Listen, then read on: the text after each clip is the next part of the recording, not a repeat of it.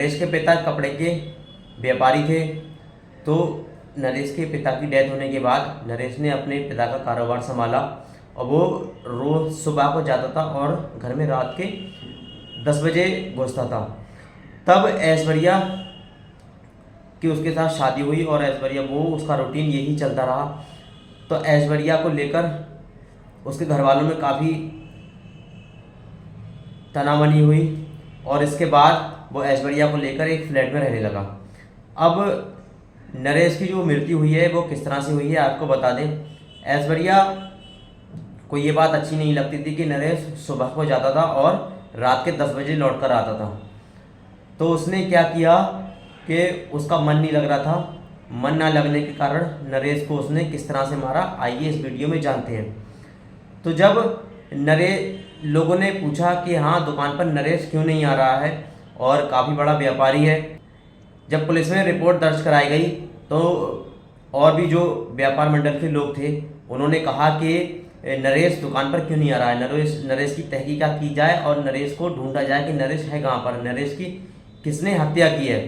तब पुलिस उसमें जुट गई और इंस्पेक्टर शर्मा जो ये केस हैंडल कर रहे थे उन्होंने नरेश के फ्लैट पे जाकर ऐश्वर्या से पूछा कि बताओ तुम्हारे पति का कातिल कौन है। तो ऐश्वर्या ने कहा कि मुझे नहीं पता कि किस तरह से नरेश को किसने मारा है। तब इंस्पेक्टर शर्मा वहाँ से चले जाते हैं और उनको कोई क्लू नहीं मिलता है। जब उन्होंने सोचा कि हाँ एक फ्लैट में रहने वाले इंसान की जो सारी डिटेल होती है वो एक गेट कीपर के पास होती है, तो गेट कीपर से जाकर पूछें कि हाँ मामला क्या है। तो जब गार्ड से पूछा जाकर तो गार्ड ने साफ मना कर दिया कि हाँ यहाँ पर किसी भी तरह की एंट्री नहीं होती है। और गार्ड से फिर ये पूछा कि हाँ आप किसी को जानते हो जो रोज़ रोज़ नरेश के फ्लैट पे आता है। तो गार्ड ने साफ मना कर दिया कि हाँ मुझे कुछ नहीं पता, कि यहाँ पर तो बहुत लोग आते हैं और जो भी लोग आते हैं हम किसी की एंट्री नहीं करते, डायरेक्ट फ़ोन पर बात होती है और वो फ्लैट में चले जाते हैं। तब वहाँ से डॉक्टर शर्मा चले जाते हैं और वो थाने जाकर यही सोचने लगते हैं कि हाँ किस तरह से नरेश के कातिल को पकड़ा जाए। तब एकदम अचानक ऐश्वर्या की कॉल आती है शर्मा जी को। तब ऐश्वर्या कहती है कि हाँ इंस्पेक्टर साहब आप जल्दी जल्दी मेरे फ्लैट पे आ जाइए और मुझे एक क्लू मिला है। तब उस जल्दी से शर्मा जी उसके फ्लैट पर आए और आने के बाद ऐश्वर्या ने एक कागज़ दिया और कागज़ पर लिखा था कि 27 फरवरी तक अगर 10 लाख रुपए नहीं लौटाए तो आपकी जान को खतरा है। ये बात ऐश्वर्या ने जब सुनी और देखी और इंस्पेक्टर साहब को बताई तो इंस्पेक्टर साहब भी कुछ चौंक गए कि हाँ इस तरह का बंदे को कहाँ ढूंढा जाए कि हाँ जिससे 10 लाख रुपए जिसने नरेश से 10 लाख रुपए मांगे थे और जान की धमकी दी थी। ऐसी तो कोई कॉल डिटेल भी नहीं है नरेश के फ़ोन की कि हाँ जिससे 10 लाख रुपए की बात हुई हो। तब वहाँ से जैसे ही इंस्पेक्टर साहब निकलते हैं, निकलने से पहले ऐश्वर्या से पूछते हैं कि हाँ तुम इस फ्लैट में क्या अकेली रहती हो। तो ऐश्वर्या कहती है कि हाँ इस फ्लैट में मैं अकेली रहती हूँ और मैंने 2 रात के लिए अपनी अम्मी को बुला लिया। तो इंस्पेक्टर साहब थोड़ा चौंके कि आप अम्मी किसे कह रही हो। तो ऐश्वर्या ने कहा कि मैं अपनी माँ को अम्मी ही बोलती हूँ। तो शर्मा जी के दिमाग में कुछ कीड़ा दौड़ा कि हाँ अम्मी इसने क्यों बोला। तब कहा कि आपकी अम्मी कहाँ है, हमें उनसे मिलना है। तो ऐश्वर्या ने कहा कि वो मार्केट गई हैं, 2-3 घंटे में वापस लौट कर आएंगे।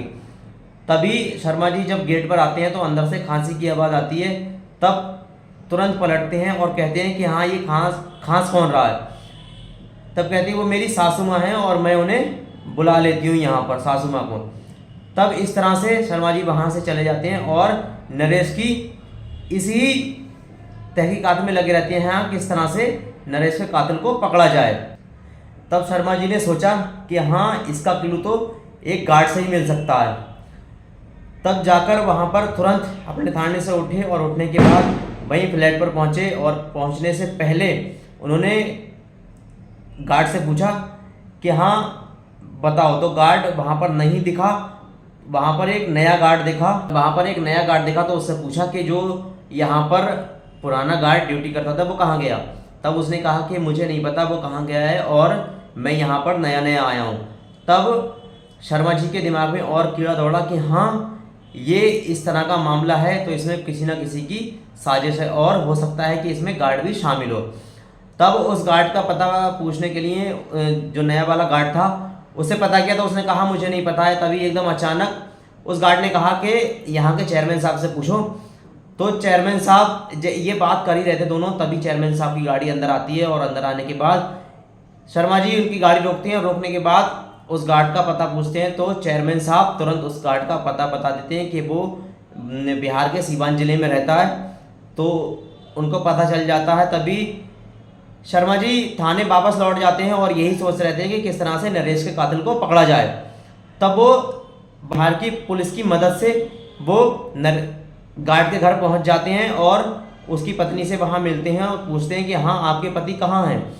तब वो कहती है कि मेरे पति तो मुंबई चले गए हैं। तो कहा है कि तुम्हारे पति ने पुरानी नौकरी क्यों छोड़ी। तब उसने कहा है कि वहाँ पर कोई लफड़ा हो गया था, उनको जान से मारने की धमकी दे रहा था। तभी वहाँ से शर्मा जी तुरंत अपनी फ्लाइट करते हैं और मुंबई चले जाते हैं, क्योंकि गार्ड की पत्नी ने शर्मा जी को पहले से ही उसका एड्रेस बता दिया। और वहाँ पर पहुँचते ही वो गार्ड अपने पते पर मिल गया शर्मा जी को, और शर्मा जी ने उससे पूछताछ की। तो गार्ड कहने लगा कि साहब मुझे कुछ नहीं पता है इस बात का। तब शर्मा जी ने उसे धमकी दी कि मैं तुझे जेल भिजवा कर रहूँगा कि अगर तू सच सच नहीं बताएगा कि नरेश का कातिल कौन है।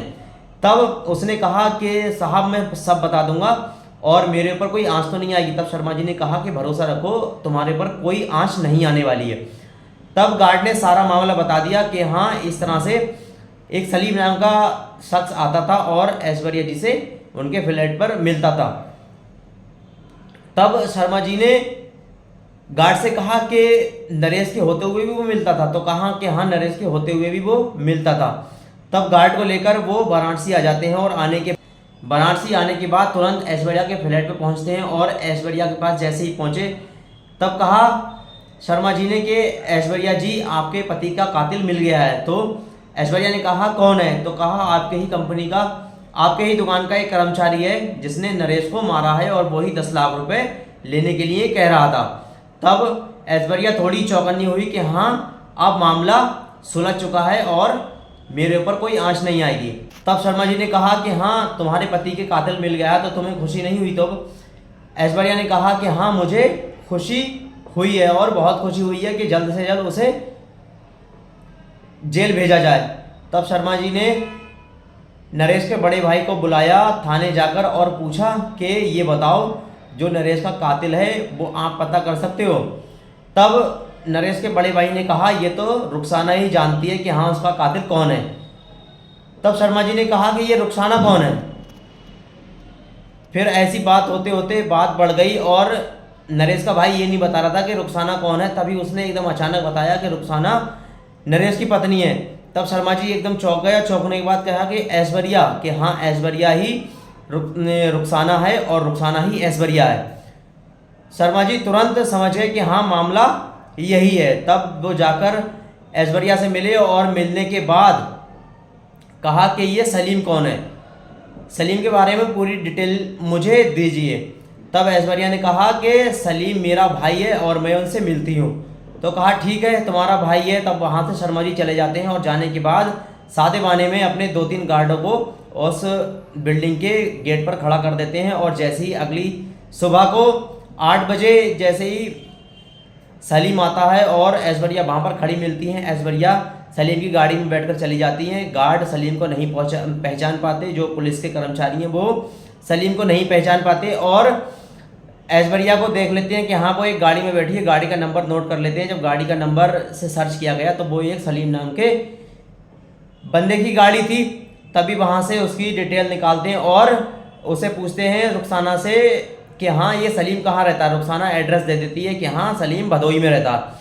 जब शर्मा जी भदोई पहुँचते हैं तो देखकर चौंक जाते हैं कि हाँ इतनी बड़ी बिल्डिंग का मालिक और एक लड़की से इस तरह से मिलता है। तो वहाँ पर जाते हैं और जाने के बाद सलीम के बारे में पता करते हैं। तो वहाँ का जो गार्ड होता है तो कहता है कि साहब तो ऑफिस गए हुए हैं। तो ऑफिस का पता वहाँ से लेते हैं और लेने के बाद उसके ऑफिस पहुँच जाते हैं। तभी वहाँ पर सलीम मिलता है शर्मा जी को। शर्मा जी ये पूछते हैं कि हाँ बताओ तुम्हारा ऐश्वर्या से क्या रिश्ता है, तुम्हारा रुखसाना से क्या रिश्ता है।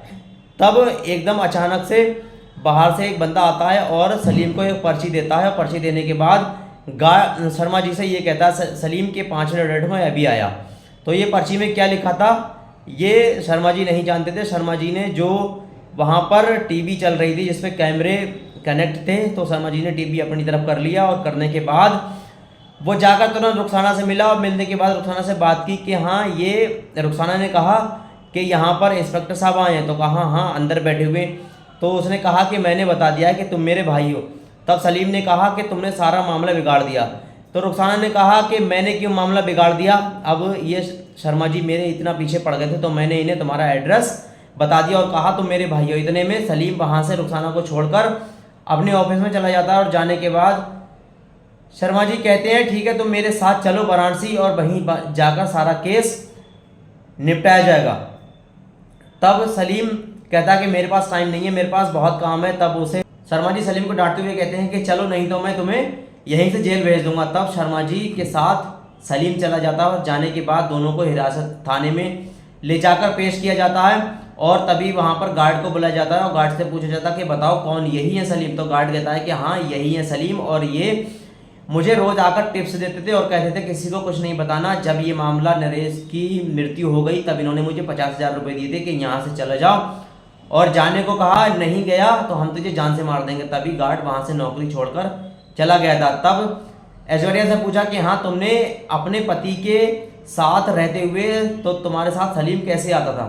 तब उसने कहा कि सलीम नरेश देर रात से घर आते थे तो मैं रात की कॉफ़ी में ढेर सारी नशे की गोलियां मिलाकर उन्हें देती थी और वो गहरी नींद में सो जाते थे। तभी सलीम मेरे पास आता था और मैं सलीम के साथ सो जाती थी। तभी एक दिन नरेश की आंख खुली और आंख खोलने के बाद वो सीधे, उन्होंने अपने पास मुझे नहीं पाया और सीधे वो उधर आए जिस कमरे में लाइट जल रही थी। तब उन्होंने देखा कि मैं और सलीम एक दूसरे के साथ लेटे हुए हैं। तब वो कुछ कहता नरेश, तभी इन्होंने बहुत कसके से नरेश को पकड़ लिया दोनों ने और पकड़ने के बाद सलीम ने हाथ पकड़े और ऐश्वर्या उर्फ रुखसाना ने उसके मुंह में कपड़ा डाला और नीचे ज़मीन पर गिरा दिया। गिराने के बाद सलीम उस नरेश का गला दबाया रहा जब तक वो मर नहीं गया। सलीम ने उसे नहीं छोड़ा और जब वहीं पर ऑन द स्पॉट नरेश की जब मौत हो गई तो वो दोनों उसको बैग में डालकर एक कुएं में फेंक आए और फेंकने के बाद इस तरह से रहने लगे। रोज सलीम से मिलती थी रुखसाना। तभी शर्मा जी ने दोनों को वहां से वाराणसी की जेल में भेज दिया। दोस्तों ये कहानी कैसी लगी, वीडियो को लाइक शेयर एंड चैनल को सब्सक्राइब करें।